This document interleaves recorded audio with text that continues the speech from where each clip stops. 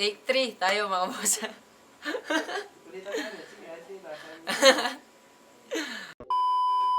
So yun mga boss, nandito na naman tayo sa panibagong video na ating gagawin. Ako nga pala si Angelo ng AS Rabbit 3 Philippines.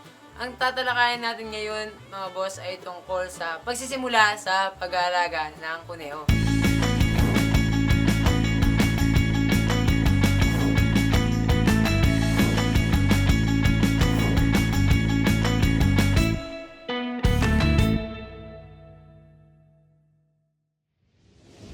Bago ang lahat mga boss, shoutout muna kay Kuya Roel Lansangan, Christina Eloisa Marcos at RK Rabbitry. So yun, bago natin umpisa ng ating talakayin ngayong araw na ito, update muna tayo sa mga rabbit natin nung nakarang vlog natin na manganganak pa lang. Pero ngayon, nanganak na sila at kagandahan naman ay wala naman namatay. Maraming nagtatanong mga boss kung paano magsimula sa pagkukuneho. Una mga boss, siguraduhin muna natin na may sapat tayong pagkukunan ng mga damo na pwedeng ipakain sa ating mga alagang kuneho.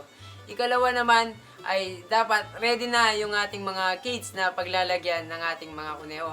At yung pwesto nila, kung okay na ba sa yung temperature, kung mabubuhay ba sila, kung hindi ba sila may stroke, maingay ba yung pwesto. Siguraduhin natin mga boss na safe yung ating mga alaga pag nakapagsimula na tayo. Sunod nun mga boss ay pipili tayo ng mga gusto nating alagaan na uri ng mga kuneho. Kasi may dalawang uri ng kuneho. Mayroon tayong pang meat type at mayroon tayong pang fancy. Ang pang fancy kasi mga boss, ito lang yung mga ginagamit sa pang show, ginagamit na alagayin sa loob ng bahay. Ito yung mga paborito ng mga kababaihan. So, yung pang meat type naman mga boss, ito yung mga ginagamit natin na pangkarne o ito yung mga Palomino, New Zealand, Giant Chinchilla, at meron din tayong Californian.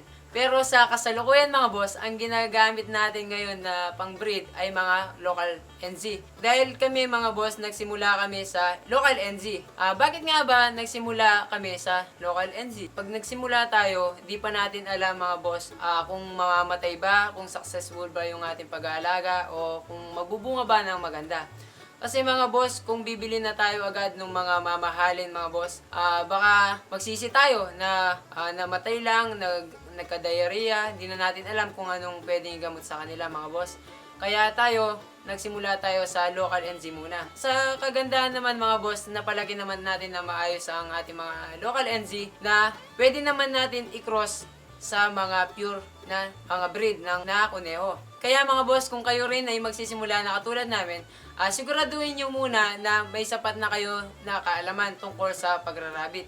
Mag-research na kayo, manood na kayo ng mga video tungkol sa pagkukuneho, at nang sa ganun, pag nakapagsimula na kayo, meron na kayong kaalaman kahit konti. Kaya naman, local NZ ang ginamit natin sa pag-uumpisa mga boss sa ating pagkukuneho ay para lalong mapag-aralan muna natin na kung ano yung pwedeng ipakain sa kanila at ano ba yung bawal sa kanila. Pag kayo ay mag-uumpisa mga boss, suggest ko lang na gumamit muna kayo kahit yung mga local lang at kahit hindi muna yung mga pure breed para nang sa ganun malugi man tayo o magkasakit man ito, mamatay man ito, hindi ganong masakit sa ating bulsa. So yun mga boss, maraming nagtatanong kung ano nga ba ang mga kailangan na kagamitan sa pag-umpisa sa pagkukuneho. Siyempre mga boss, unahin muna natin ay yung kanilang kakainin.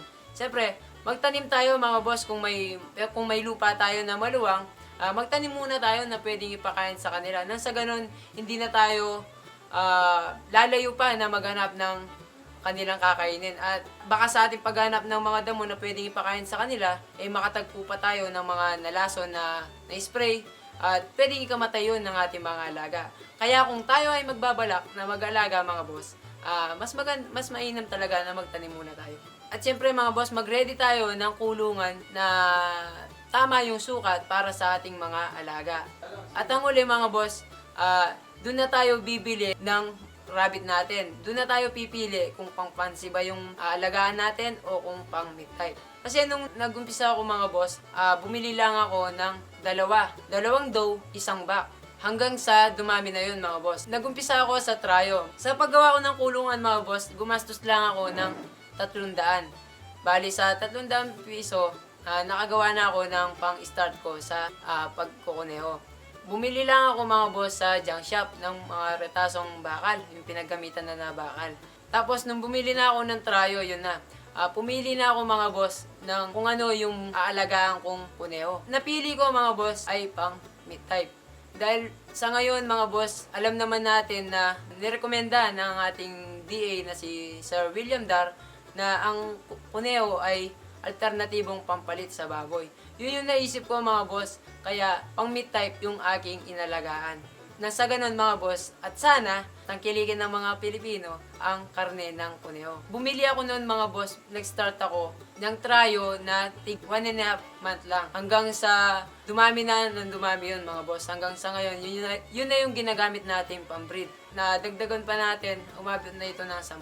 At sa kasalukuyan mga boss, lalo pa nating dinaragdagan ito nang sa ganun ay yung mga gusto mag-alaga at darating ang araw, pwede tayo mag-share sa mga gusto rin magsimula. Sa pagpapakain naman ng kuneho, nung una mga boss, hindi pa tayo gaanong may alam sa pagkukuneho. Ginawa ko nun mga boss ay puro pellets yung ating pinapakain nun. At nung nalaman ko na 70-30 or 70% high, 30% pellets na lang yung pwedeng ipakain sa kanila, lumipat ako sa ganong pamamaraan. At ngayon sa kasalukuyan mga boss, pinalitan na naman natin yun. At gumamit na naman tayo ng panibagong technique na para makamura tayo sa konsumo. Ginawa ko mga boss, 15% pellet, 80% high. At yung 5% mga boss, ito yung pwedeng gulay na ating ipapakain sa kanila. Pag-uusapan naman natin mga boss, tungkol naman tayo kung saan pwedeng ilagay ang ating mga alagang kuneho. So yung mga boss, kung natatandaan nyo, yung una nating video na yung pwesto natin, nasa mababa yung pwesto, mababa yung bubong. At doon tayo maraming namatay na mga kuneho. Kaya nilipat natin mga boss sa ilalim ng mangga. At kaya suggest ko mga boss, kung kayo ay magsisimula, siguraduhin na natin na nasa lilim sila at hindi sila kahit masinagan lang ng araw, mas maganda pa yon. At para safe na rin at hindi kayo mamatayan. Ano nga ba ang pwedeng ipakain sa ating mga alagang kuneho? Pwedeng gumamit tayo ng Madre de Agua, Mulberry, Super Napier o yung tinatawag na pakchong, mani-manian. Pwede rin ng Paragrass. Kung wala talaga mga boss, pwede naman natin ipakain yung dahon ng saging. Pero ang advisable talaga mga boss na pwedeng ipakain sa kanila ay yung Madre de Agua, Super Napier, mani-manian, tsaka yung Mulberry.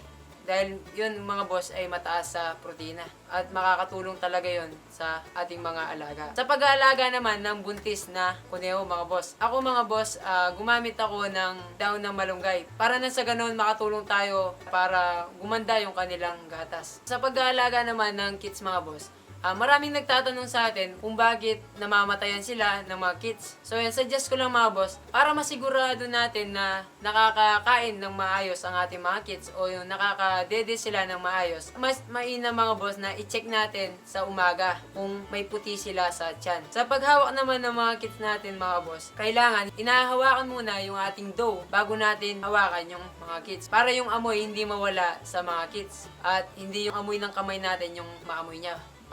Kasi yung iba mga boss, maselan yung inahin. Pag hinawakan na, hindi na niya babalikan. Hanggang sa mamatay na lang. Kaya ingat din mga boss. Make sure mga boss na gagamit tayo ng kahit papel lang o guantes kung meron. Pag hawakan natin yung mga kids natin.